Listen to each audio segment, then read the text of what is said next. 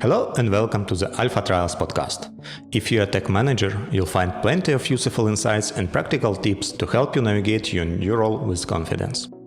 This podcast is all about sharing efficient techniques, best practices, and stories from successful tech managers. I'm your host, Alex Kuzmiuk, Senior Technical Program Manager at one of the biggest tech companies in the world. Today, everyone is talking about AI and how it will steal our jobs. I'd like to take a step back and understand the basis of modern AI developments, the knowledge. I want to shed some light on how individuals and organizations manage knowledge and what are the challenges in this process. Also, we will talk about the future of knowledge management and how AI would challenge the status quo. To talk about this topic, I've invited Dmytro Nekrasov, R&D manager, who draws inspirations and ideas from contemplation of the universe in its majestical manifold, from smallest particles to superclusters of galaxies. Here is our discussion.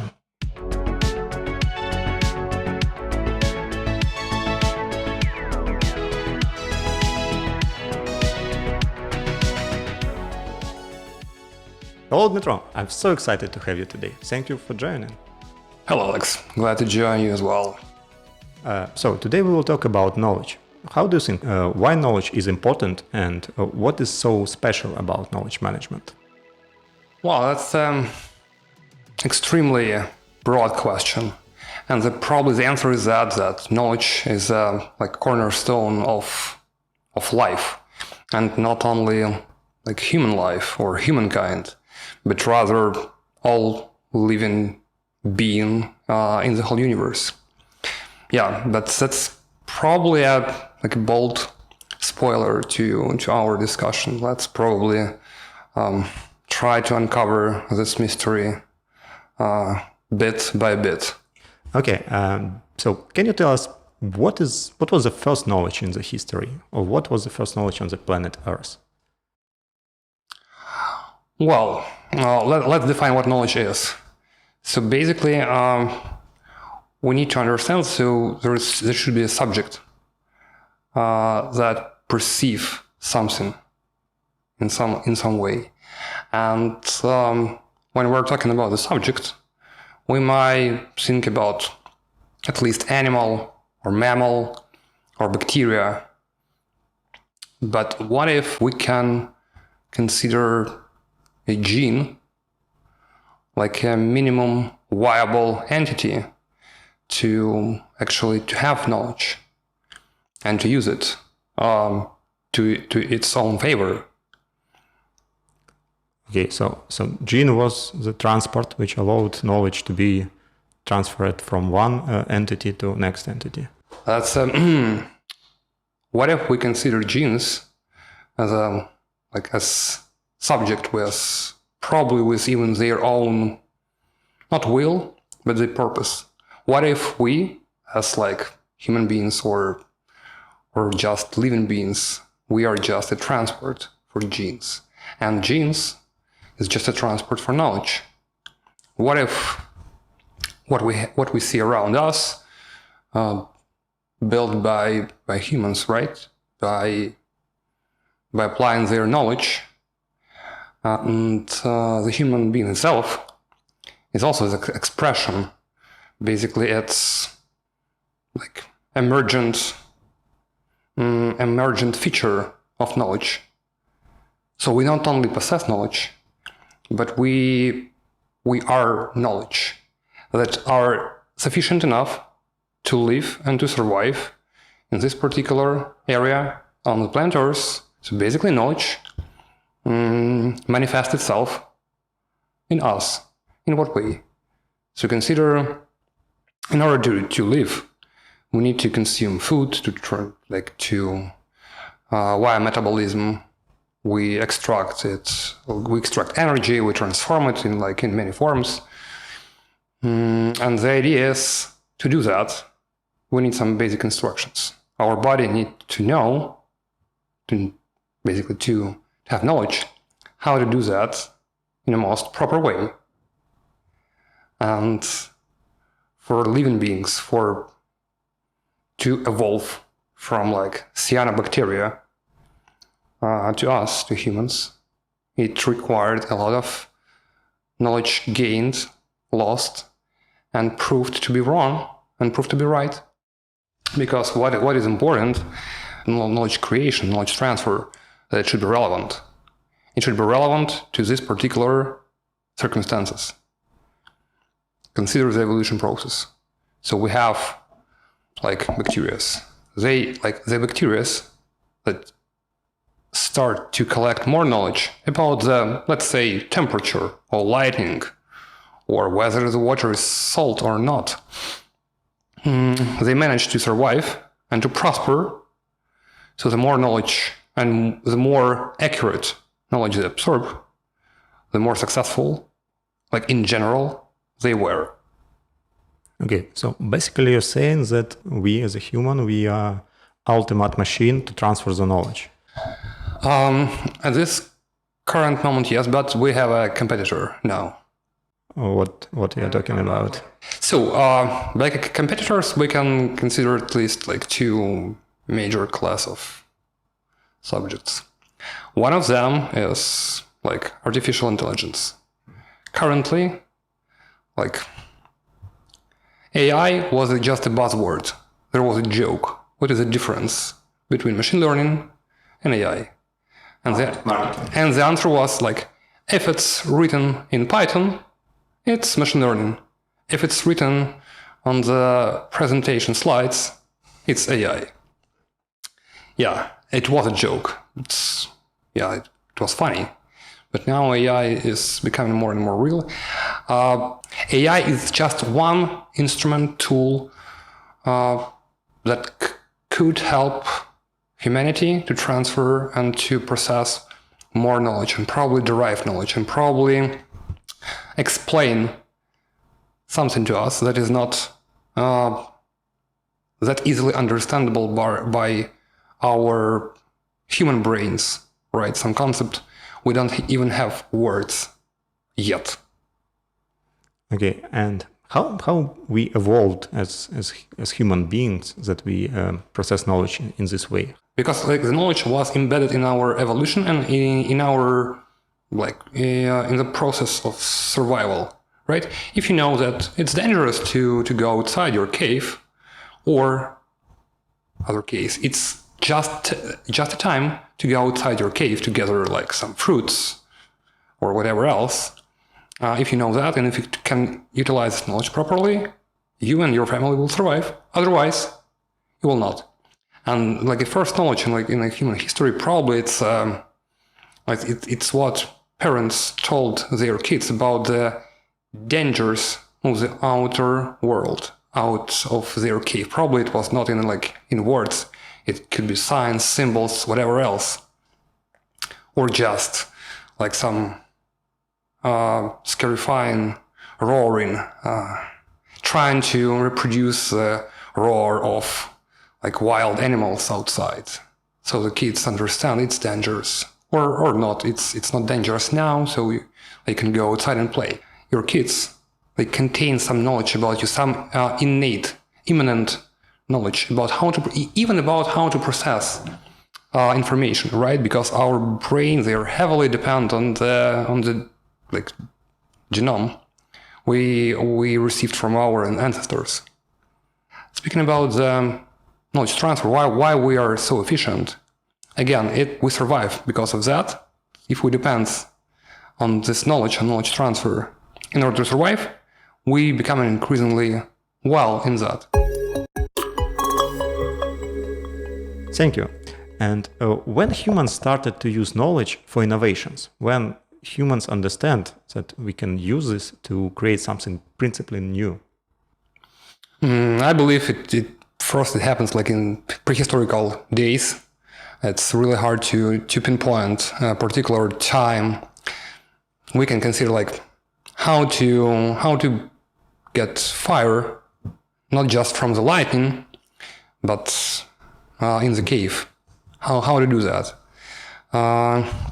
That's a major innovation, by the way. It's a major innovation how to not just rely on forces of nature to get something, but rather to create something with your own hands or legs. If we are talking about like our ancestors, monkeys. So if you try to use some tools of trade, for instance, like sharp stones, it's also an innovation. And you need to understand how to do that in a proper way. And if some other tribes or pack, or how to call like a group of monkeys, tribe probably, they get this knowledge and they understand its value, the knowledge start transferring across the population, at least within areal.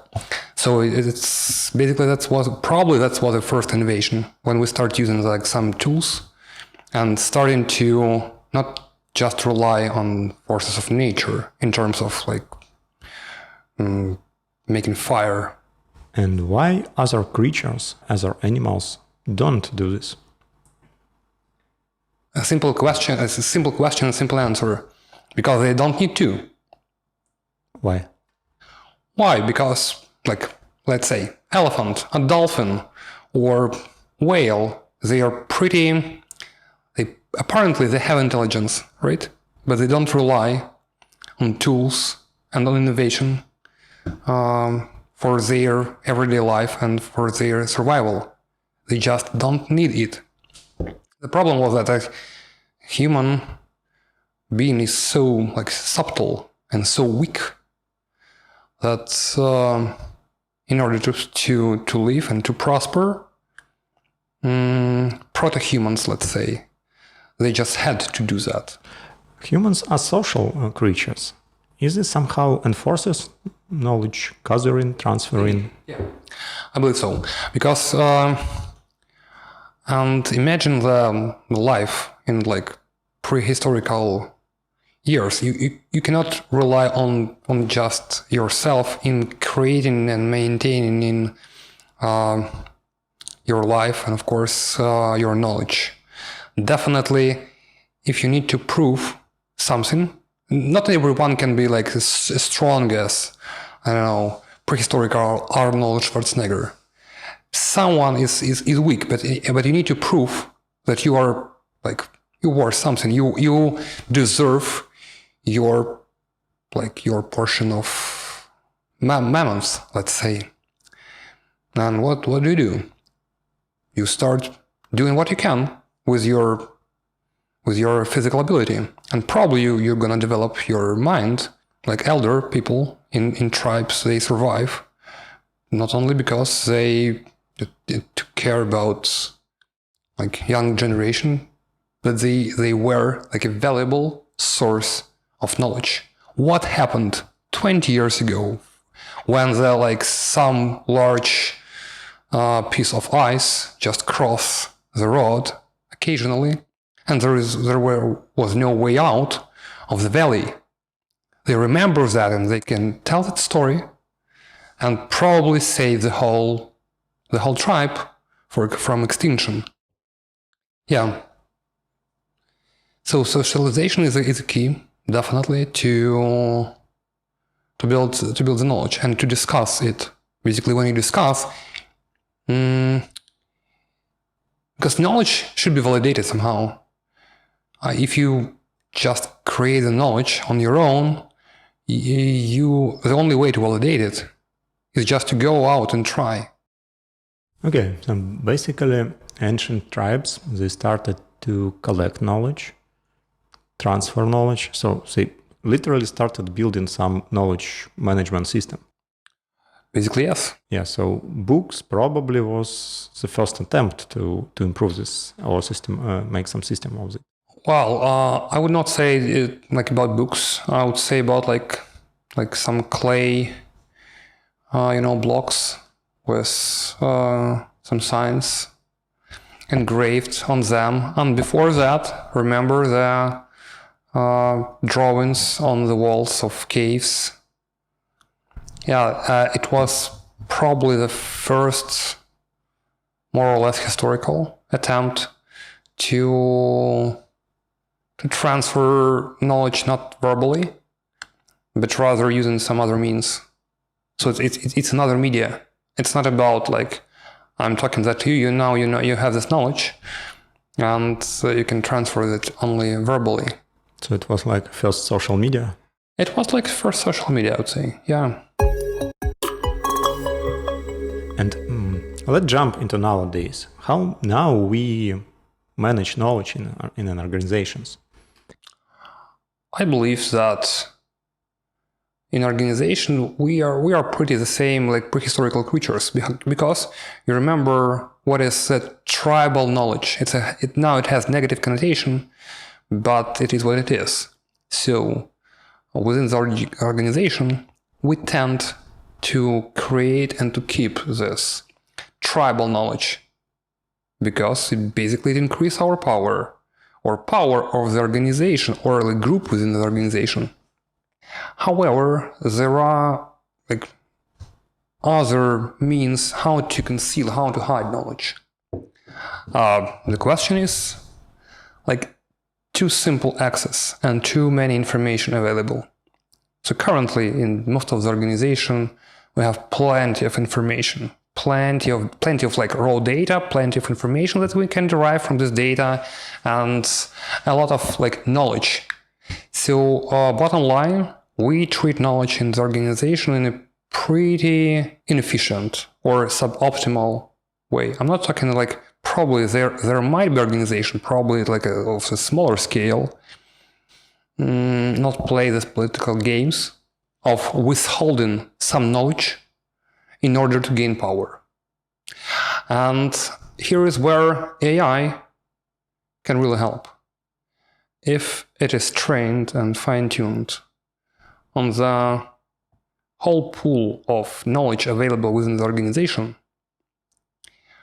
probably it will like break this artificial boundaries and artificial walls and between the departments, between teams, and simplify the flow of knowledge and knowledge generation. And it will help us to derive more knowledge faster. It doesn't mean we can. It doesn't mean we will make better decisions, but it just simplifies the flow. Access And under access and understand what is important, because like when I'm trying to break through my inbox, right, I have to literally open. Okay, I have filters, right, but even within the inbox important folder, I have like more important dozens of emails, and I need to open that, and I need to make a decision whether it's important or not, and how to do that. If AI can help at least with sorting those inbox items, not responding to them, but help to understand the topic, whether it's urgent or not just by looking at action required tag because it's heavily overused. Yeah. Wow, yeah, that's interesting. And you told about tribe knowledge.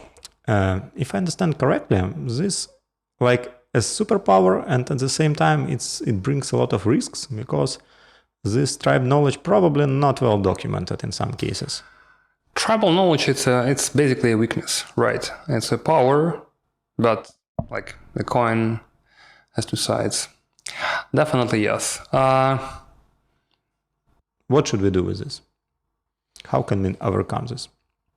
Definitely not by trying to document everything, but rather to understand how we can manage the organization better, in a better way, so that the progress of individuals or teams not rely on what kind of knowledge they hide from other team and trying to keep this knowledge inside and be responsible for maintaining it.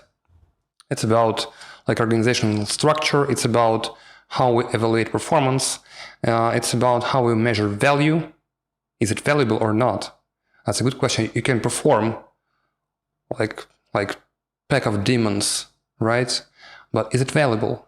And who measures that value? And is it valuable just right now, or it will be available in 1 year and our KPI and OKRs, is it just a vanity metrics, or like something that is reasonable and will help the organization survive and prosper in the future?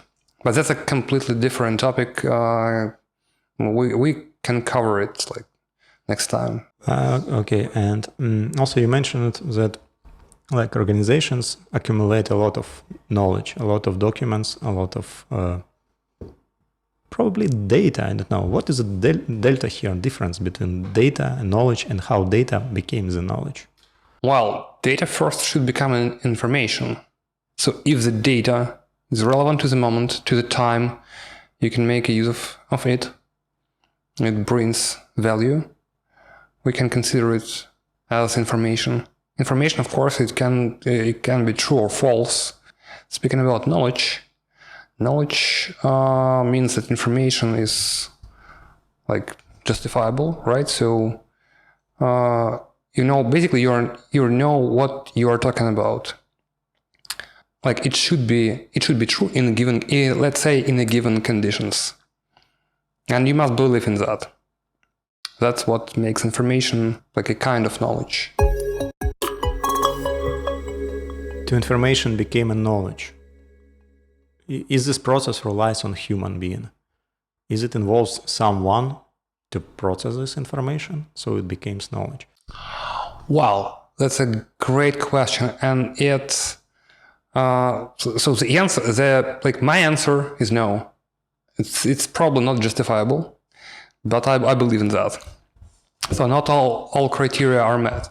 So again, about genes, right? So it's not how human being, it's not even consciousness, doesn't have consciousness, but it can transfer knowledge and it can make use of it, and it actually tests their knowledge against the environment.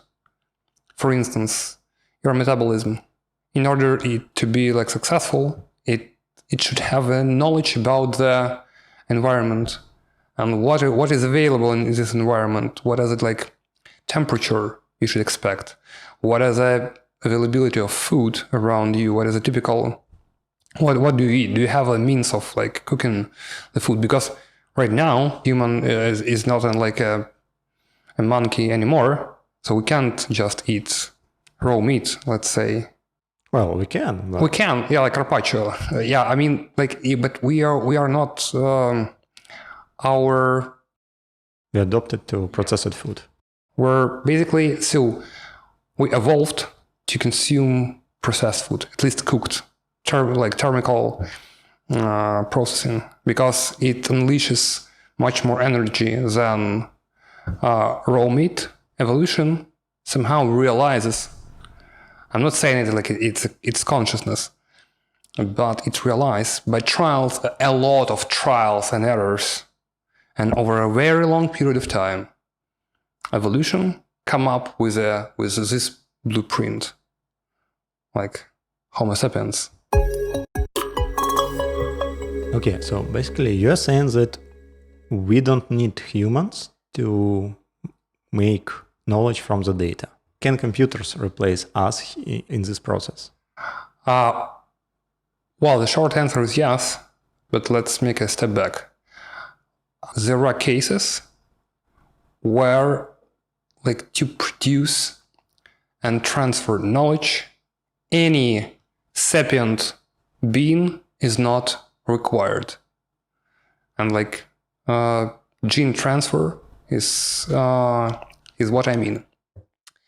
It probably someone could tell it's not knowledge. It's probably rather information or awareness. And the difference is so subtle.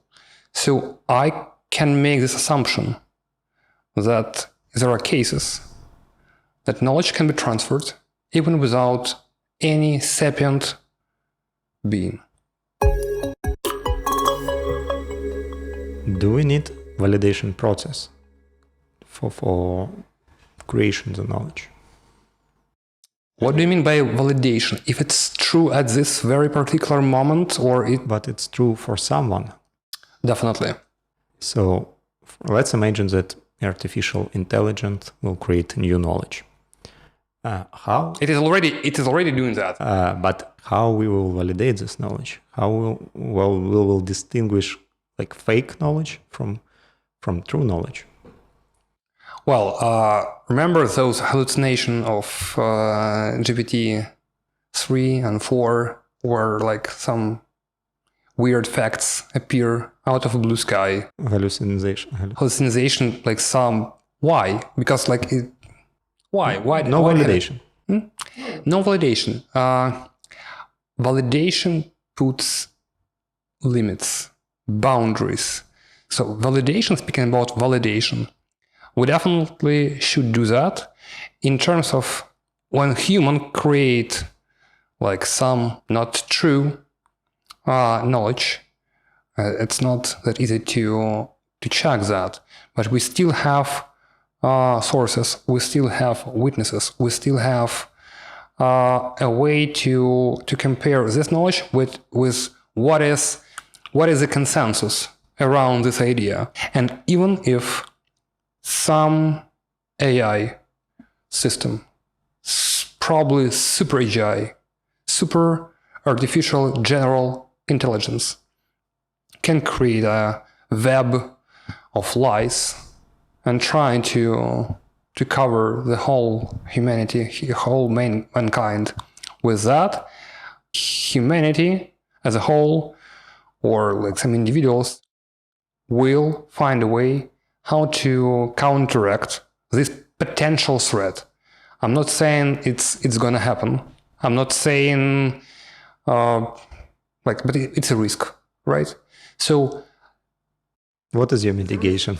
What is the mitigation strategy for that AI alignment initiative around the world? Like many companies, individuals, and governments are trying to basically put limits, put some guardrails, but it looks like you're trying to raise a semi-god, and it's your child.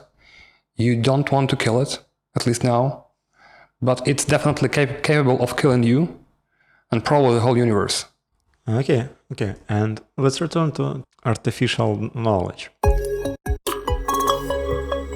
So when it will be created, it still should be validated by humans. Can somehow AI here innovate? Can it apply this knowledge to create some innovations? Yeah. And probably for humans or for itself? And what are possibilities here? Possibilities are endless. So basically, let's take chip making. I mean, like Intel and AMD, they are already using this machine learning approach to create new processors and new layout for it. That's an optimization task, right? How to deploy components of the microprocessor in the most efficient way using the latest technology. I mean, like 2 nanometers or smaller, in a way that it will have more compute capability, less power consumption, less power emission, etc. So human can it can apply its subject matter expertise, try to do that, and even test that. But machine learning and artificial intelligence can do that much faster and try to make this thought experiments. But in this case, it's humans innovate using AI tools. It's not AI itself. AI itself have a task. Yes. So human creates the objective, high-level objective. Yeah. Build the most efficient layout for the microprocessor, right? And it also puts some limitations and what should be the TDP, etc. and so on. And within these boundaries, the artificial intelligence starting to like propose potential solutions for this task. This task is created by human, right? What if we put a more high-level objective? So instead of create a microprocessor, create some robodog. And I believe currently, with the modern development of large language model, that are trained on tremendous amount of data and information, AI is capable of doing that. So it understands that it should innovate. Objective is coming from outside. Yeah, but more and more high-level objectives we will send to the systems, to the AI, the more dependent we will become, because we will operate on a higher levels of abstraction, let's say. Really good example of that. The first programmers, they operate with a bytecode. Can you do that right now? Well, you can, but for something more complex than Hello World, you will use some frameworks. You will not even operate with the basic concepts of the programming language. You go one level higher, and now we go even higher by just trying to code something with low code or no code solution, or use GPT to generate the code instead of us. Sooner or later, we will not understand how it works. Soon we will forget how diode works. Humanity will be capable of interstellar travel, but the knowledge, a lower level concept, will be lost for majority of humanity. It will be just a concept or abstraction. We will not understand how things works, because things stuff that's around us is becoming more and more complex. There is a weaponized complexity term. So weaponized complexity is, again, it's like a tribal knowledge. When something is hidden from you deliberately, in this case by complexity. For instance, how decisions are being made on a higher level of organizations. They can't even show this information, but it can be so complex, so many numbers, so many data, so many information, that a mere human being just cannot understand that complexity behind this decision. So, can AI innovate? Yes. Is it good for humanity? Probably yes. Should we put some guardrails to not lose the knowledge? Yes. And will we generate more knowledge than lose? Yes. Let's return to the topic of innovation.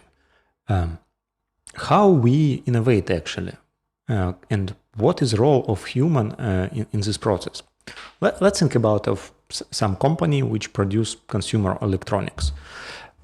Current trend that we need to deliver new products every 2 years. I don't know, your mobile phone is obsolete in 1 year. Next year you want next one. And a market demands new features, new technology, better, thinner, more powerful at the same time.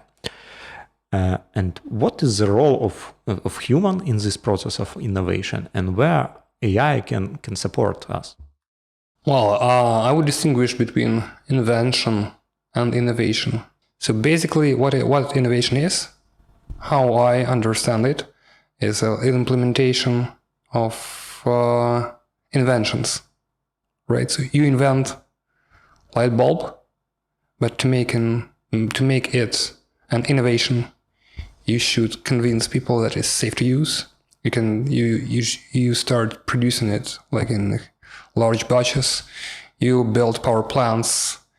You basically not just invent the light bulb. You create an ecosystem around it, an ecosystem and perception and understanding what it's used for, what is the benefit. That's an innovation. Not all inventions eventually become innovations. With inventions, definitely AI can help because it can generate it can help with brainstorming. definitely. And the more complex AI system is, the more details and more broad this field of solutions could be. Yes. But the innovation, how to actually walk all this path from the invention to the adoption, right? That's where humans, at least for coming decades, will dominate. We as humans, we innovate on behalf of ourselves. We do not usually innovate on behalf of other species specifically. We do not innovate on behalf of mushrooms, on behalf of aliens. We have very special purpose here. And how artificial intelligence will behave in this case? Well, I would say that humankind and humans, we innovate on behalf of other species as well. For instance, let's say about our pets, like dogs. We definitely create a new kind of meal to extend their life and to make us happier. So, of course, we are trying to innovate mostly on behalf of ourselves. But if some other species can make us happier, healthier, bring us some value, why not to innovate on their behalf or as a side effect, right? So we are trying to save our planet from degradation, eventually from dying. That's why we're trying to preserve like some rare species, and we are doing something like in order to pollute less, in order to utilize less non-renewable resources, etc. And I believe that's the case how we can align our purposes and our objectives with objectives of artificial intelligence. We need to show this value and that we are actually binded together. Our goals are either complementary to each other or they are at least pointing to the similar directions. So we are looking for a common value that will bring benefit for both humans and artificial intelligence. Today, tech companies are required to innovate every day. So customers require new products every 2 years. And how you can build a system or environment where this innovation happens and happens at predicted pace? Well, speaking about consumer electronics and some other kinds of innovation, well, it's a nice iterative approach. It keeps the economical flywheel flying and spinning. But speaking about breakthrough innovations, it requires quite different culture. I would say the competition is a crucial part of this culture. Basically, if you are the only one team in the company that are working on this, you're less motivated to achieve result quick and in the most efficient way. Of course, you can look at your competitors outside of your company. But internal competition also matters, and also you can share ideas. You can basically try to come up with different solutions for the same problem, or trying to solve several different problems. Yeah, it definitely will bring benefit.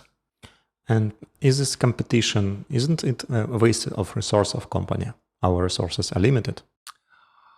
Well, I would say it's a kind of investment. So you need to sacrifice some resources in order to get results. Not all your investment will make you more money. So this is the price you pay. That's the price you pay, definitely. Yeah, it's a risk. Okay, and let's talk a little bit about the future. So how we will manage knowledge in the future, and what is the role of human being in this process in the future? Will we still rely on humans in this process at all? And do we need to do something with humans to enhance this process? I believe our mental capacity will soon not be enough to comprehend what's happening. We talked a little bit about weaponized complexity, right? So the probably imminent characteristic of our world that we constantly increase the number of interconnections, ideas, and it creates value, it creates our prosperity, but it also creates a complexity. We use computers, we use a classic von Neumann architecture, right? We rely on that right now, but in the future, I believe we will use more like neuromorphic processors that are currently being developed by most of major chip makers. And the basic idea of neuromorphic computing is that you process and store information in the way that pretty similar to what is happening in our brains. 10, 100,000 times more effective than the current von Neumann architecture. They will be available, I believe, in several, probably 2 to 5 years, at least for some applications. And it will dramatically change the way how we process information. Now we rely on what? Now we rely on just gathering vast amount of data and trying to build the GPU clusters on cloud and process everything there. With neuromorphic processors, we will be able to do that on edge. So edge computation, basically in your smartwatch or drone or like smart glasses, whatever else. Okay, and before we'll end up this podcast, I would like to ask one more tricky question. How do you foresee our future in 5 years? Where we'll be with our technology advancements and how humans will interact with machines? Well, speaking about interactions with other smart beings, I would say one of the most fascinating and important technological advancements in the next 5 to 10 years will be our astrobiology development, right? And I foresee that we can eventually confirm that we are not alone. I'm not saying about sapient life right now, but probably we will find evidence that somewhere on some distant exoplanet or exoplanets there are signs of life. And it will change everything. It will change how we understand our place in the universe, how we interact inside our society, what are our key beliefs, and it will reshape the humanity.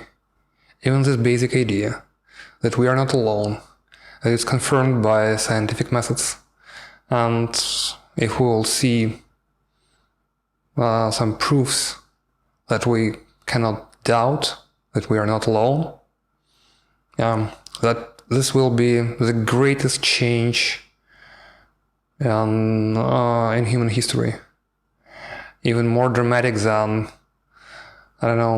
invention of nuclear weapon, book printing, and internal combustion combined. And what consequences can this bring to us? That's what I cannot foresee. It will definitely change the dynamic of the social interactions in our society. Because Imagine a situation that we understand that humankind is just like one possible way of sapient life to exist. Probably, hopefully, it will unite people of Earth. That's my forecast. Yeah. Because we tend to unite against the unknown, against something that is pretty scary. And knowing that the universe is not an empty place, but it's filled with life. Probably it's sapient, probably it's not. Probably it's friendly, probably it's hostile. We don't know that yet. But it will bring, I believe it will bring more unity and makes us, humans, great cosmic civilization. Wow, it's quite interesting forecast. So you expect that this will happen within the next 5 years? I would say within 5 to 10 years, we will see some evidence of extraterrestrial life. Interesting. Let's meet in 5 years and validate your forecast. Deal. Okay, thank you, Dmytro, for this discussion. Thank you for joining me in this podcast. Thank you, Alex. I appreciate it. Thank you and see you. Bye-bye. See you. Thanks for listening to the Alpha Trials podcast. Please write a review at Apple Podcast and share this podcast with your colleagues. This will help me to deliver more great content for you in the future. If you will have any questions or suggestions, feel free to email them to address alphatrials@kuzmuk.com. You will find this address in the podcast description. Thank you.